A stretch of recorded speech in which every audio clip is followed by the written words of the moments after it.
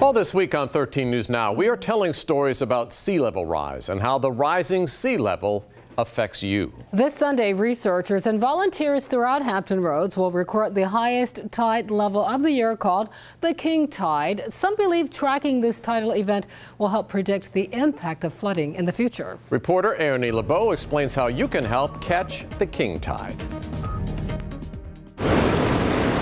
A lot of things have been built fairly low, and we've seen sea level rise. It's really been a creep. In Hampton Roads, it's no surprise that the sea level is rising. Jeff Warwick with the National Weather Service says with global warming, it's happening faster now than ever. We're issuing more coastal flood warnings and things now, in the 2000s and now, since 2010 than we were back in the 1980s. Warwick says higher sea levels are already causing destructive storm surges and frequent tidal flooding. So much so that what is seen as the highest tide on record now may not be in a few years. Right now, it's one of those things where folks got to make sure they move their cars. Eventually, it's get to the point where water is going to start really creeping in and make certain areas impassable and inaccessible at times during tidal flooding. November 5th, Hampton Roads will experience something called the King Tide.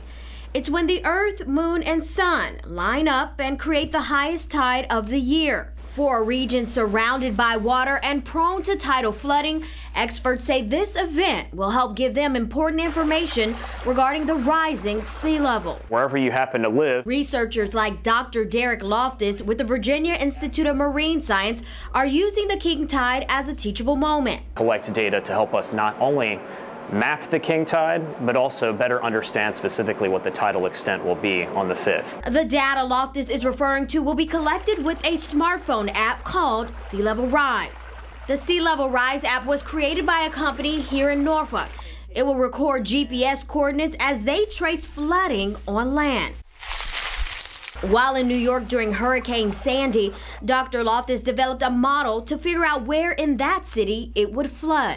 He's using that same technology in Hampton Roads to record the King Tide. He's helped train volunteers throughout the area on how to use the app and catch the king. It's like citizen scientists. Both Warwick and Loftus say by itself, the King Tide won't do much damage.